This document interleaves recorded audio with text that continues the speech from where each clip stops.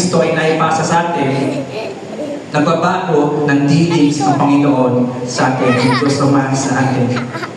Sinners, but we have Jesus Christ, we don't have to suffer God's wrath. Ang marireceive natin ay ang complacent love ng ating Panginoon.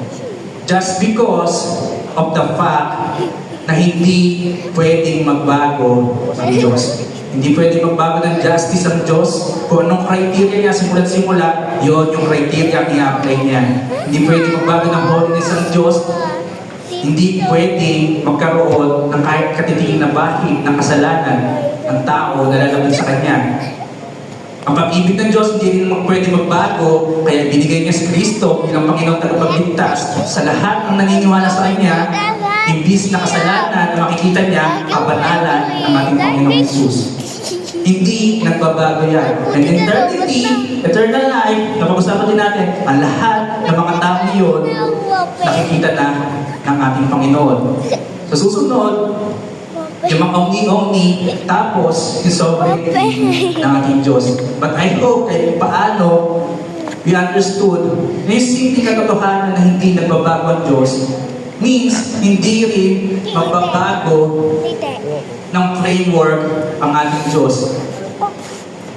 Kailangan natin maparusahan dahil tayo ay kasalanan. Malinaw yan. Hindi magbabago yan. Ngayon, kung sinalo ni Kristo yung kasalanan mo, hindi mo na kailangan mong maparusahan pagkos magkakaroon ka ng buhay na walang hanggan.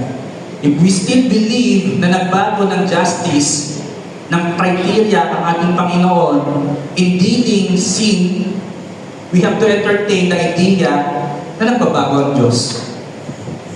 Na nagbago yung pagtingin ng Diyos sa kasalanan. Imagine, kapag ikaw ay napunta sa impyerno dahil hindi sa kasalanan, may problema doon. Napupunta tayo sa impyerno dahil sa kasalanan, wala nang iba. Ayaw ng Diyos ang kasalanan. Ngayon, kung may Kristo ka, hindi ka mapupunta doon. Simple, di ba? Pero lahat na nasa impyerno, they are in their sin. Walang other reason. Walang other reason. Dapat maparusahan ang nagkakasala. Requirement ng justice.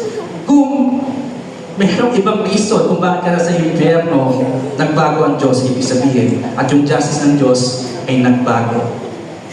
Malinaw yan all throughout the Bible, all throughout Romans, pinakita ang inis ng kasalanan. Ang tanong,